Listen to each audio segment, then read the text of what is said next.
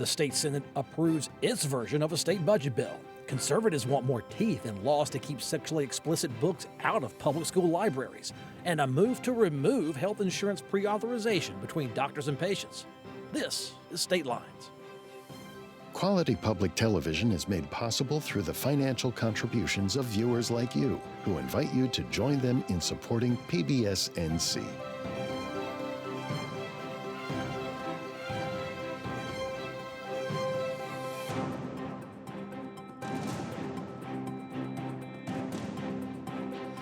Welcome back to State Lines. I'm Kelly McCullen. We have a great panel today. Joining me, senior political analyst of the Locke Foundation and a fine chap, Mitch Kokai. Hello, Mitch. Good to see you, Kelly. Don Vaughan, fresh from the depths of the Legislative Bureau and all this budget chasing with the News and Observer. Hello. Hello. Colin Campbell, WUNC Radio, in a room inside the basement chamber. Like a sub-basement of a sense. Capitol Press Corps, my old stomping ground, that old TV studio. I'm glad you enjoy it as much as we did back in the day. Yeah, you gotta love no sunlight all day long. Yeah. Look who's back. Steve Rao, political analyst. He's a host. Yeah. He's all sorts of things. Steve, we got a lot to talk about with you. A lot to talk about. Great to be here. Good to see you as well. All right, Dawn, you're the one that reads the budget, every page, every amendment. Let's talk about it. The Republicans have approved their version of a 2025-26 budget bill. These are the very highest of highlights. The Senate budget would restore the state's rainy day reserve to $4.75 billion. That's noteworthy because that's the pre-Helene amounts, restoring the rainy day reserve. Most state employees would get a 1.25% pay increase in year one of the two-year budget. And if you're a teacher and law enforcement officer, you could receive higher pay raises, even a few bonuses thrown in. And our state income tax rate would drop to 3.49% beginning in 2027, continuing that downward trend.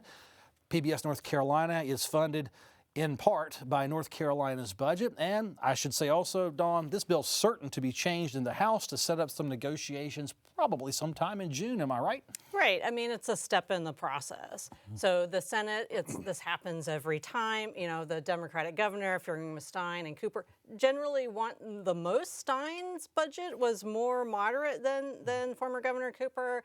The House had already said that those raises were not as high as they would want in Stein's proposal. Now the Senate's like, well, it's definitely too high for us. So you mentioned the 1.25% for most state employees. A lot of different law enforcement state employees got raises in the Senate budget. So these things could end up in the final budget, but it's more like the Senate is saying, these are what our priorities are. We want to set these tax cuts in motion, get rid of some future triggers.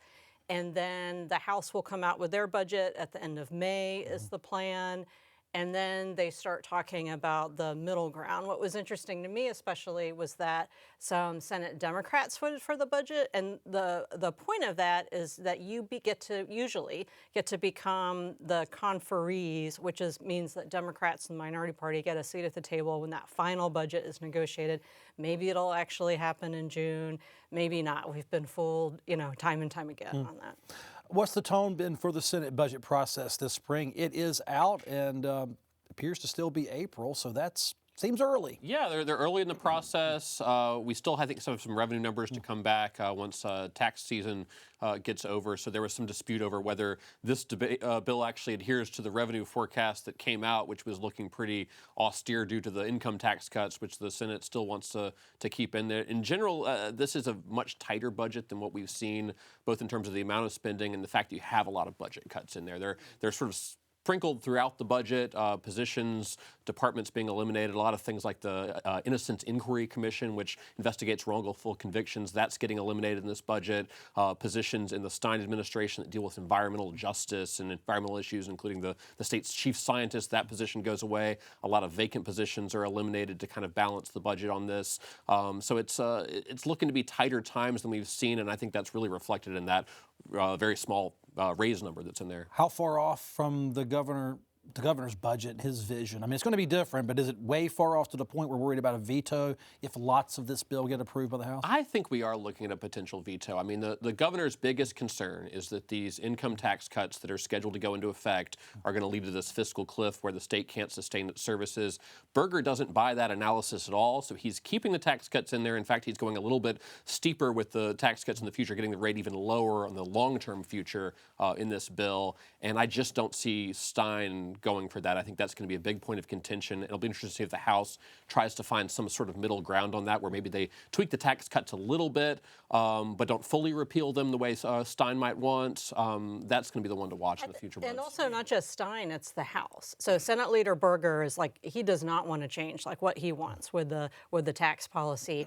The House is maybe a little more in line with Governor Stein, I think. So that could be what the House and Senate fight over throughout the summer. Jump in there, Steve. Yeah, for me, I think I think it's fair to say we're staring down the barrel of a recession, and I think it's just a good short term for taxpayers to have a tax break. But as I agree with Governor Stein on this, I think this is a time to stabilize our revenues, and so we fall $1 billion short. That's less money going into roads, schools, or infrastructure, rural communities, and we're seeing this even in local governments. People concerned about sales tax revenue dipping. How's that going to affect our quality of services, right? Teacher pay, 1.5, well, there's teacher pay increases, which is good. Still don't think high enough. State employees, 1.5%, don't think it's enough during inflationary times. And the one thing that I'll say, I could talk about the budget for an hour. I'm really uncomfortable with scrapping the $500 million from the Innovation Fund. Last week was a Raleigh-Durham Startups Summit. I talked to many entrepreneurs that are using this funding, early stage companies, universities for research, creating many high-paying jobs in advanced manufacturing, life sciences.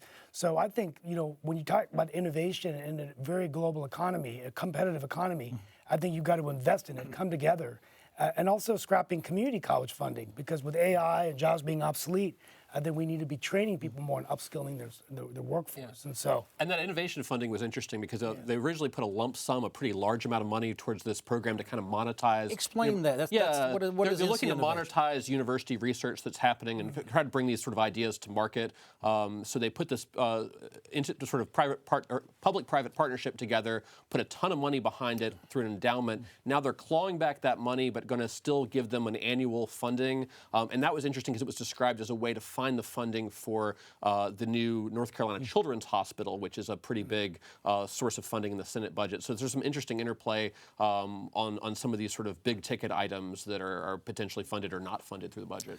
Yeah, it was very interesting to see the NC Senate do what it did with NC Innovation, because they were the ones who wanted to give this program a lot more money, maybe 3 times or more as what was actually in the final budget. And it was on the House side where they said, wait a minute, we called for much less funding for this. This doesn't seem to have a lot to do with the state's high priorities.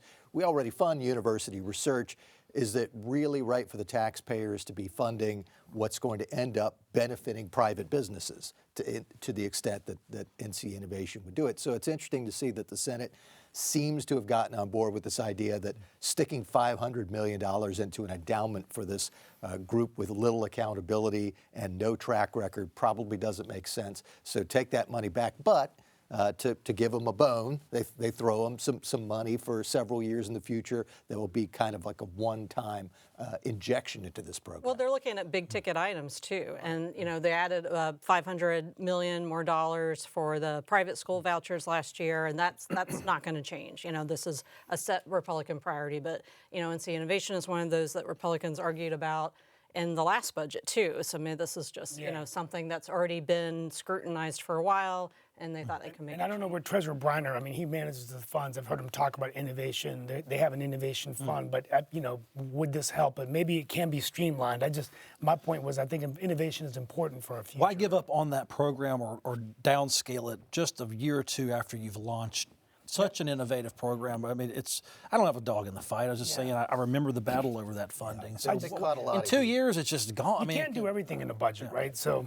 Well, and another thing to point out that we haven't talked about yet is that it's been alluded to, but this really is the Senate's opening argument for the negotiation. Right.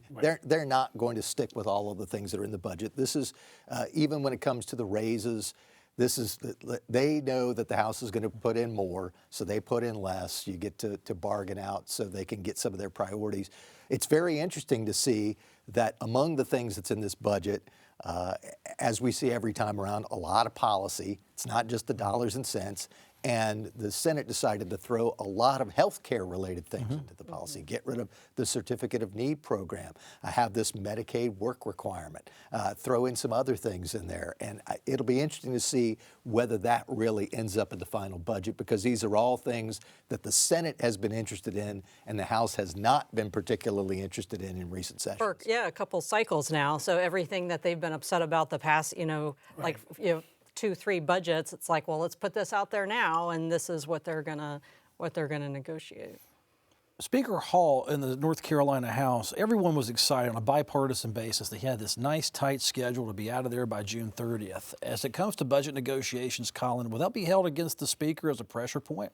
I think so. I mean, I think part of that's why the Senate's coming out so soon and saying, hey, look, we've done our part. Here's a budget, and it's only April, so that, potentially that gets the timeline moved up to where you have the negotiations starting by June, and maybe you get them done. But we've seen, the past couple of years, things dragging well into the summer if they come to a resolution at all. I mean, last year, it's the second year of the budget cycle, so it's a little bit less pressing to get something done because the budget covers 2 years at a time. But they still didn't come up with anything in the end. And I think that is a possibility given how far the chambers may be this year. I think someone asked him, and Hall said, well, the main legislating, not necessarily the budget. I think he sort of held open the idea he might send everybody else home in July and then come back when they come up with the deal, which would make a lot of sense for lawmakers that want to, have some predictability. We should put a bet on the table. Are they going to have a budget? Usually, yeah. We usually bet every year. And that actually has been done in the past when there have been long, drawn-out negotiations that one chamber or the other, or sometimes both, will just say,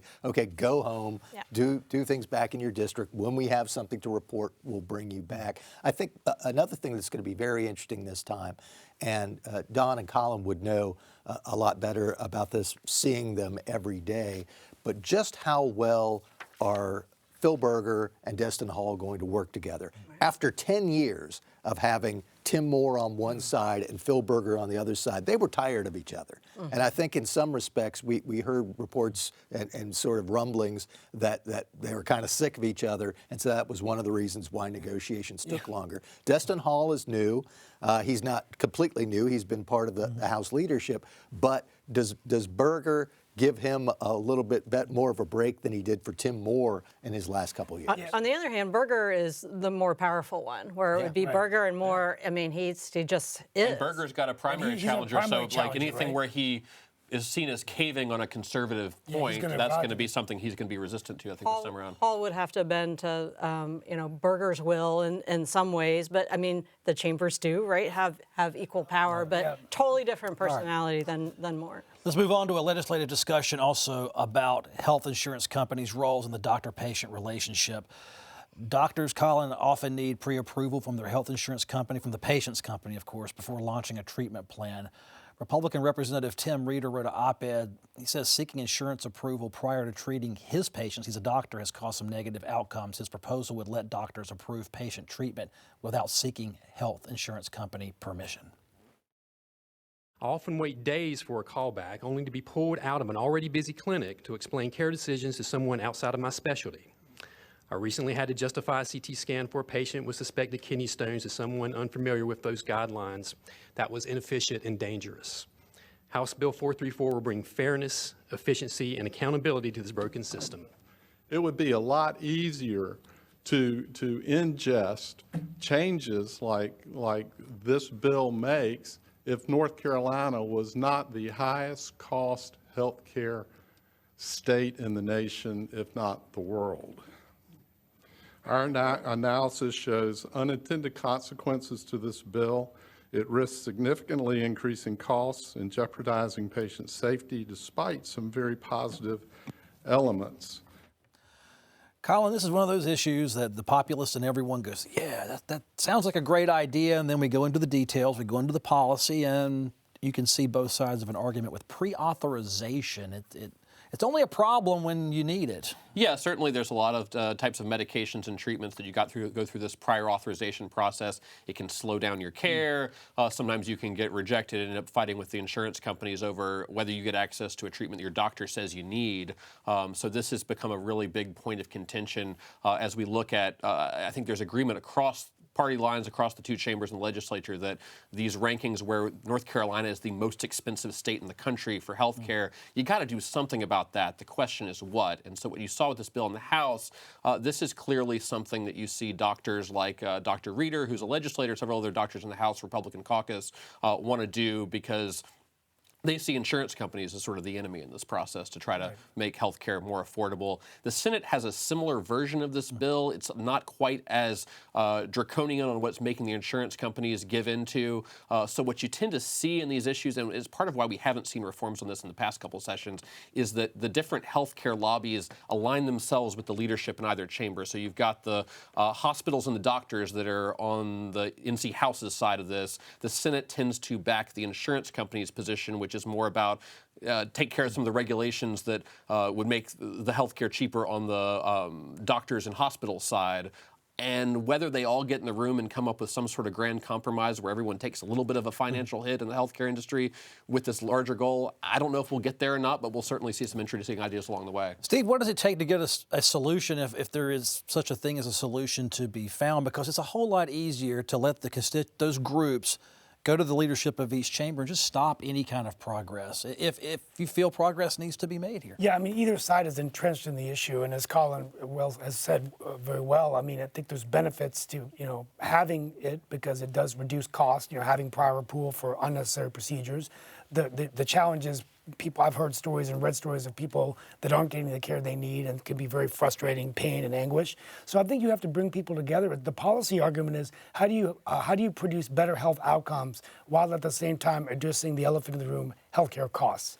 And I think that's the problem we're all having is costs continue to go up. And so I commend the House and the Senate for coming together. I don't have an answer, but I think that's what it's going to take, and bringing different stakeholders in, the healthcare industry, medical profession, and figure out how we do it. But we've got to drive healthcare costs. And even Treasurer Briner and his predecessor Falwell have talked about the state health plan costs. The premiums are continuing to go up. It's cost.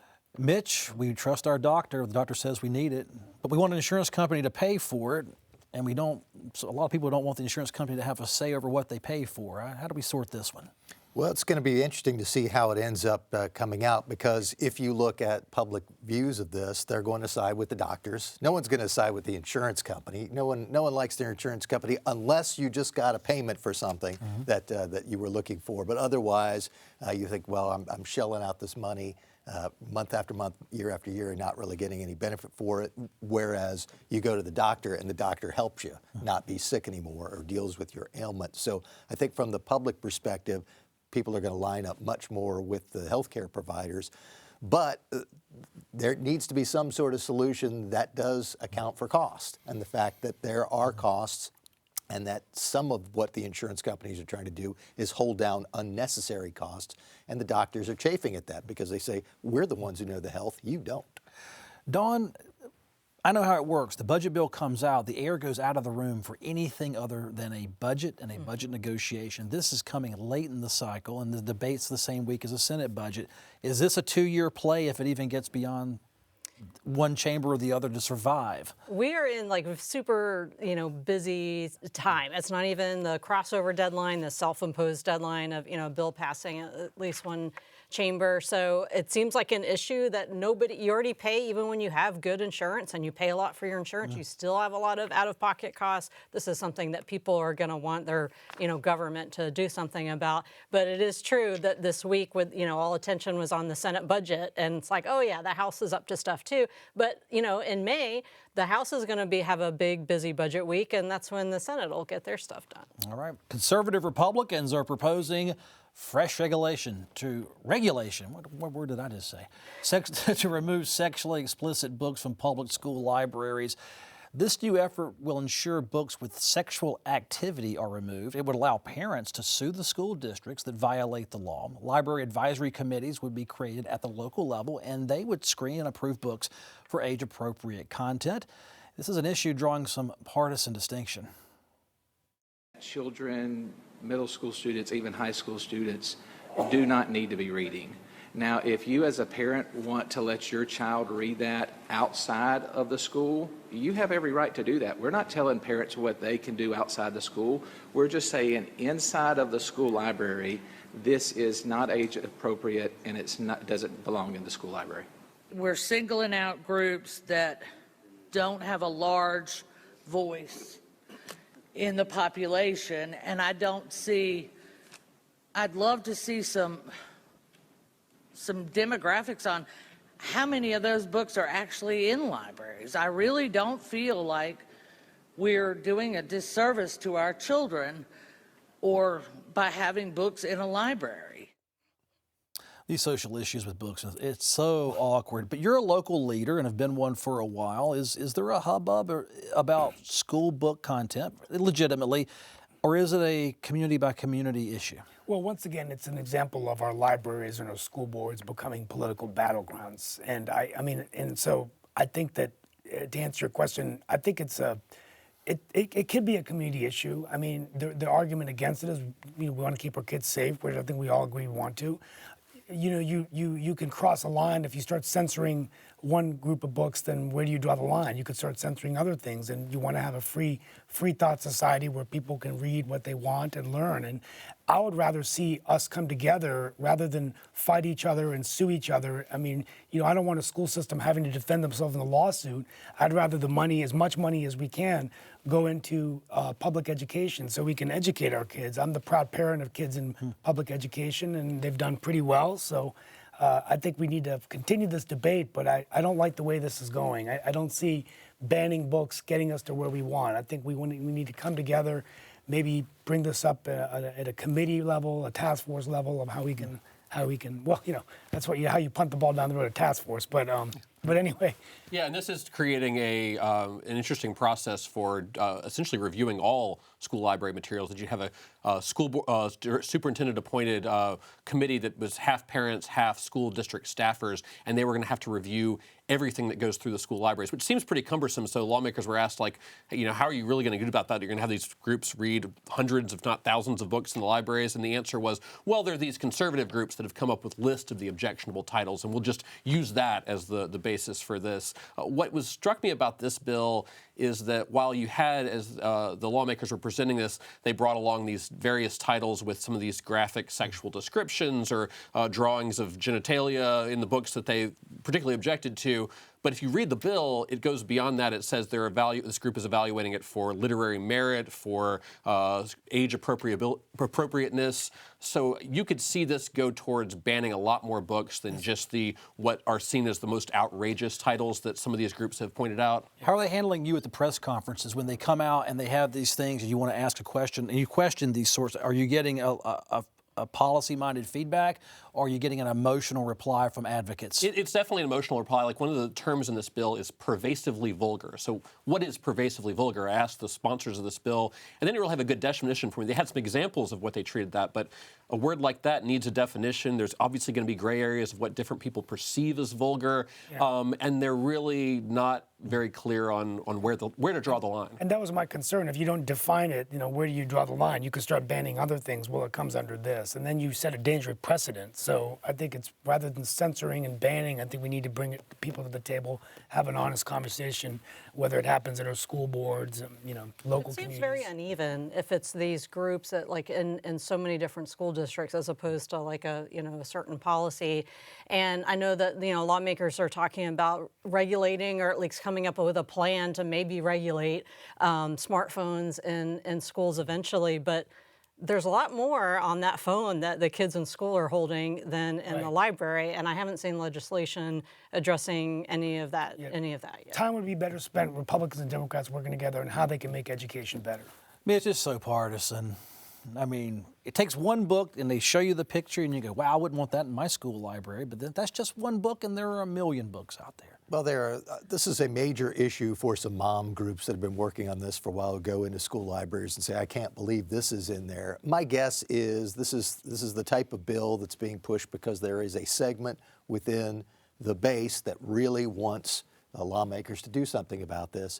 If anything ends up passing, my guess is it's a lot more watered down, and it would be something where you would set some clear standards of something that is clearly beyond the pale that no one would accept, but you don't allow it to open the door for something that is rejected because someone decides it doesn't have enough literary merit. Got 90 seconds left. I want to touch on the Jefferson Griffin, Allison Riggs State Supreme Court race. It's newish news, maybe closer to a finish. Let's recap. State Supreme Court says most of those challenged ballots should be counted, leaving over 1,600 ballots of the 65,000 ballots that were challenged needing verification and review within a month. A federal judge says let the state process play out, Colin, but the State Board of Elections cannot certify the race until returning to federal court. Allison Riggs is fighting to keep that 734 vote lead. We got just a few minutes to touch on this. That's last week's news, a little bit of this week. Is this thing going to be over soon? We might be getting close. Now we're at the federal court level. That's probably going to be one of the last stops for this. And now we're talking about a smaller number of ballots after the initial rulings from the Court of Appeals and Supreme Court. So even if Jefferson Griffin is successful at this point, there's a decent chance that they do what the Supreme Court wanted them to do, and Allison Riggs still wins. Don, nobody's covered it. Your team's covered it. Brian Anderson's doing freelance journalism. He's been all about this issue. Seems to suggest that Allison Riggs wins under this scenario, but can you say that? Yeah, I don't think reporters need to call races. My colleague Kyle Ingram has written extensively about it being a test case and everything else. So I feel like there's lots of coverage. People want to get in the weeds of this. And there's, like we were saying, there's more to come. Maybe it's done soon. Yeah. Final word. Yeah, the biggest thing is the 60,000 plus, the people who had the incomplete voter registration records, their votes are going to count. The state Supreme Court unanimously agreed on that. So we're talking about a much smaller pool. Griffin is still debating whether it should be the 1,600 that the state board says, or maybe closer to 5,000. But it's much smaller pool, much less of a chance he's going to overturn the result. 10 seconds. Is the public checking out of this race? Yeah, people are tired. They're ready for it to be over. I think we've got to respect the outcome of elections. Thank you, panelists. Thank you more, folks, for watching. Email me your thoughts and opinions at statelines@pbsnc.org. I'll read every email. I'm Kelly McCullen. Thanks for watching. I'll see you next time. Quality public television is made possible through the financial contributions of viewers like you, who invite you to join them in supporting PBSNC.